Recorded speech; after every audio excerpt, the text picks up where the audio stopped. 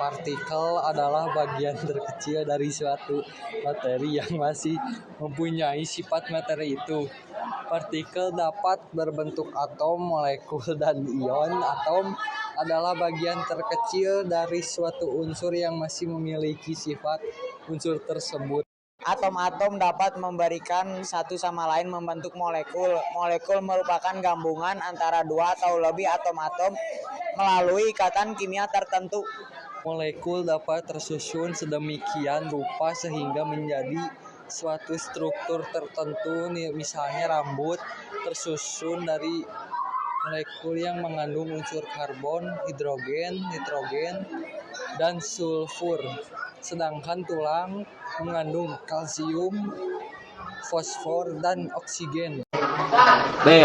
Dan partikel penyusunnya satu partikel subatom atau tersusun atas partikel penyusun atom atau partikel subatom, yaitu neutron N, proton P, dan elektron E. Neutron dan proton membentuk inti atau intian.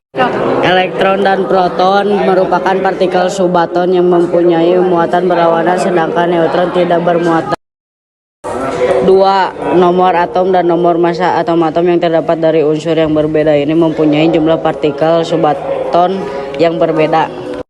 Nomor atom sama dengan P, jumlah proton sama dengan E, jumlah elektron. Nomor massa sama dengan P, jumlah proton tambah jumlah neutron N. Setiap unsur dituliskan dengan lambang unsur. Pada penulisan lambang unsur, nomor atom ditulis sebagai subskrip atau turun di kiri lambang unsur, sedangkan nomor massa ditulis sebagai superskrip atau naik di kiri atas lambang unsur sebagai berikut. Keterangan: X sama dengan lambang unsur, A sama dengan nomor massa, Z sama dengan nomor atom. Prinsip pembentukan molekul dan ion. 1. Konfigurasi elektron. Konfigurasi elektron. Agar mengetahui cara atom-atom dapat berikatan, kamu harus mempelajari susunan elektron di dalam suatu atom atau yang disebut konfigurasi elektron. Sebagai dijelaskan pada model atom bom. Elektron bergerak mengelilingi inti atom menurut tingkat-tingkat energi tertentu yang disebut sebagai kulit-kulit atom. Tingkat energi dalam satu atom berturut-turut dilambangkan dengan K untuk kulit A yang pertama,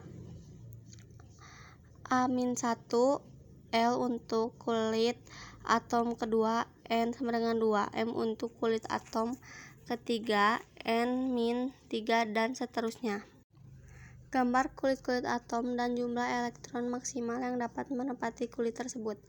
2. Ion dan ikatan ion. Pada contoh pembentukan garam nasi, ion Na+ dan ion Ci- saling tarik-menarik secara elektrostatik. Pembentukan senyawa ion NaCl yang netral. Senyawa yang terbentuk dari kation dan anion disebut sebagai senyawa ion. Gaya tarik-menarik. Gaya elektrostatik antara kation dan anion dalam senyawa tersebut disebut sebab ikatan ion.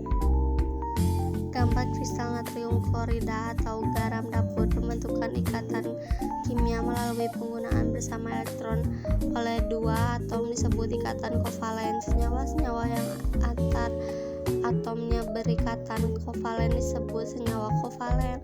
3. Identifikasi unsur warna khas yang dihasilkan oleh unsur-unsur pada keadaan terbakar tersebut dapat digunakan untuk mengetahui keberadaan suatu unsur dalam suatu materi secara kualitatif.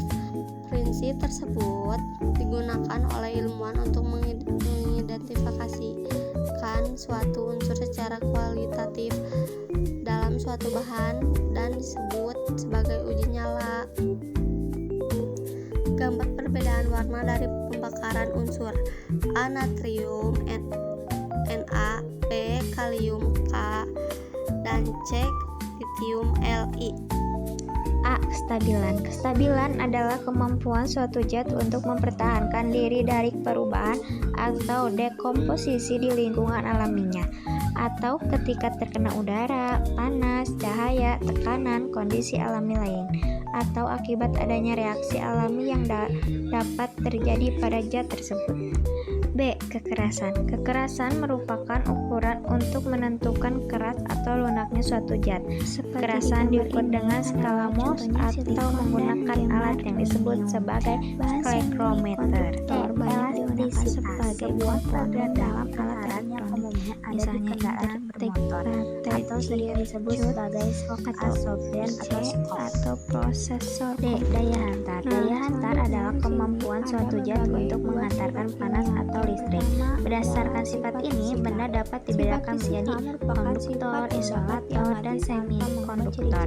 Bahan yang dapat digunakan sebagai konduktor yaitu bahan yang terbuat dari zat yang mampu menghantarkan elektron dengan mudah, misalnya besi, tembaga emas, dan perak. Sebaliknya, zat yang memiliki kaya Veplan rendah dalam menghantarkan elektron sebagai plastik dan kayu digunakan sebagai bahan isolator. Jadi zat. Nah, di sini juga ada dua sifat kimia. Yang pertama yaitu sifat fisika. Sifat fisika merupakan sifat yang dapat diamati tanpa mengubah ciri-ciri dan komposisi suatu zat. Nah, yang kedua adalah sifat kimia. Sifat kimia adalah sifat yang tampak pada suatu zat ketika zat tersebut mengalami perubahan atau reaksi menjadi zat lain. Nah, dari kedua sifat kimia tersebut adalah istilah yang sangat penting. Mengapa penting? Materi ini akan membantumu memahami sifat suatu zat, hubungannya dengan partikel penyusun dan strukturnya sehingga kamu dapat memilih zat utuh bahan yang paling sesuai untuk tujuan tertentu dalam kehidupan sehari-hari.